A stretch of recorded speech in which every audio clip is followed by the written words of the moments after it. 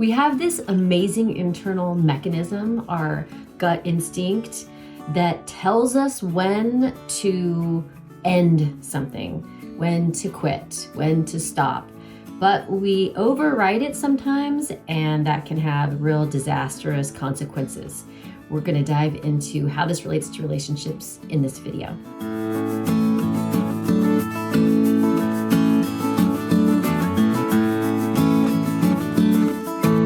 Stacey Rockline, and I'm on a mission to eradicate loneliness. And we create more damage sometimes when we don't pay attention to stopping points, which then disconnects us from other people. And the most important thing it does right then is it disconnects us from ourselves when we don't pay attention to that gut instinct. So I'm going to make a little analogy here. And I recognize that this is a very privileged kind of stupid analogy because it's a snowboard analogy. And believe me, I didn't snowboard as a kid. I didn't do it till I was an adult. We didn't have money for that. I mean, I don't think I even took my first airplane ride until I was in my 20s. Anyway, bear with me because you might have something similar in your life, and I'll even give you an easier example in a second. So I'm a mediocre snowboarder. I'm not a beginner. I'm definitely not a rock star at it, but it's really fun and I enjoy the sport very much.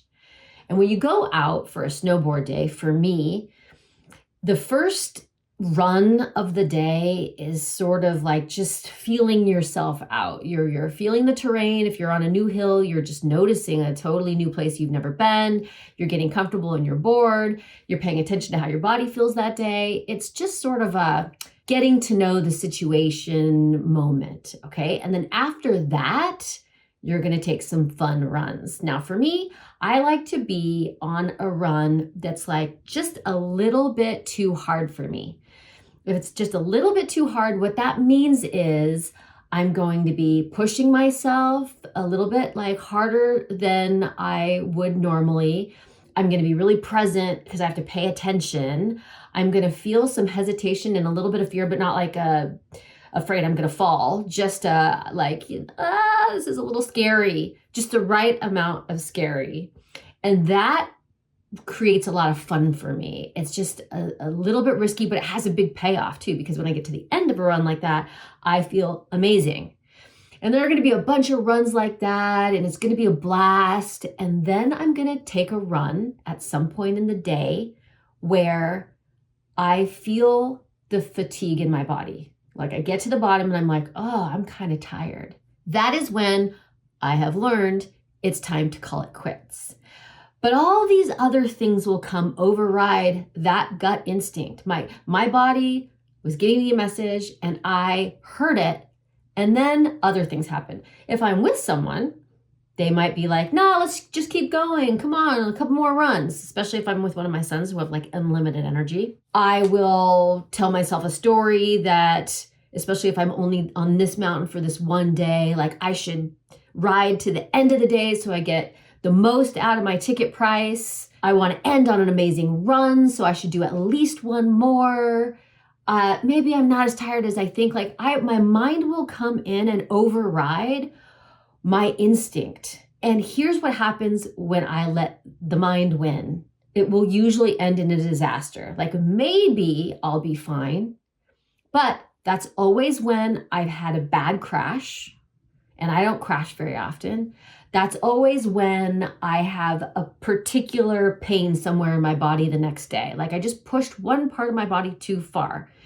It almost always ends in a less than optimal situation for me when I don't listen. And this is the same thing that happens in our relationships. Now I'm going to give you another analogy that's maybe a little bit more, well, maybe still stupid, but like I used to be a knitter, like a knitter. And I would sit down to knit and it would be the same sort of cycle. In the beginning, I'm just kind of like, getting comfortable in my chair, figuring back where I'm at in this project, like getting back into the vibe.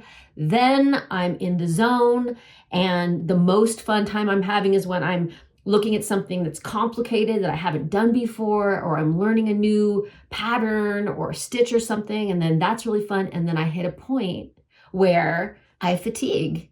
I get tired. Like it stops being fun. It gets a little boring, or I just My hands are starting to get tired. My back is starting to hurt.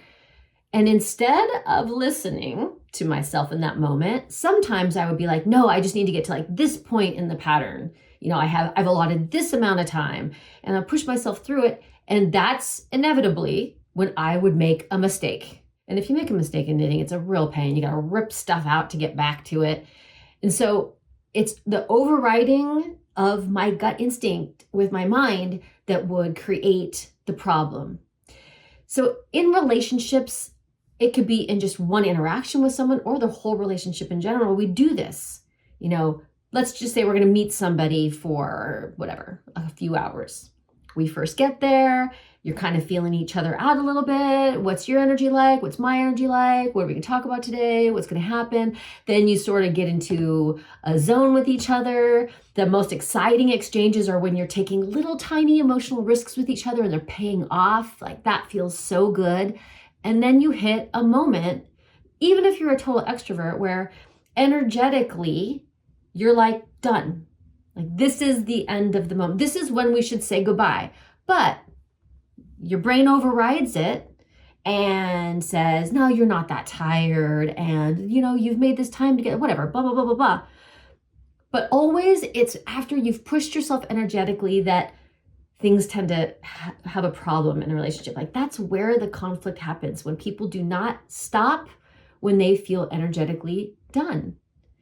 When this is a relationship itself, it's the same thing, right?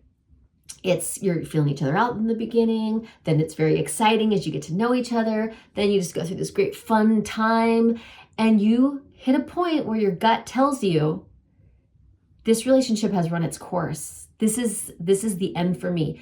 Every time I've ever talked to somebody who eventually ends a relationship says they had a moment where they knew it was over. Like they knew that was when they should have ended it, but they didn't, because our brains override it and say, no, this person looks really good on paper. No, we used to have all these good times, like all this stuff. And then you stay in it longer and more things go wrong. Like at this point, you could have made a happy separation, even if it's a friendship. But no, you stay in it and you stay in it until unequivocally we've damaged everything so badly now we have to separate. But what if we start to pay attention to that gut instinct, even if it's just a coffee with a friend, or if it's a relationship? You may right now know you're feeling the end of something, the nudge from inside you that says, this has run its course. And there's nothing wrong with this. Many relationships are only meant to be for a certain period of time. Or maybe you've ignored that and now you're in farther and you're seeing all the damage that can be done by not listening to yourself. That's okay too. It's very normal. How can you start to make decisions in your life when it comes to your relationships that will honor that nudge inside you that is telling you, hey, stop, take care of yourself right now, and we will avoid problems in the future. Figure out what that feels like inside you. Just pay attention. Right now, you don't have to do anything. Just kind of go through life and watch as it happens. It'll happen to you every day when you're just engaging in a project, engaging in a hobby, just in work. I feel this all the time. I sit down to do a project, I'm working on it, and everything's humming along, and I'll hit a point where I'm like, oh, I'm done. But actually, wait, I allotted 30 more minutes for this, or I wanted to reach this certain point, and I push, and if nothing bad happens, that's fine. But also what doesn't happen is creativity doesn't show up for me. It's like slogging and pushing, and it's hard, and I do my worst writing, or nothing comes to me because I didn't pay attention to that point. So just like a little experiment of life. Go through the next few days and pay attention to when your gut is telling you something, and see if you can start to think about making decisions at that point, to call it quits, to stop, put a pin in it, press pause, pay attention. The more you respond to that feeling that you have, the stronger it gets, and the more struggle and damage that you avoid by getting yourself out early. That's your homework if you choose to accept it. If we could all align with our gut a little more often, we would have more connected relationships because we wouldn't hurt each other as much.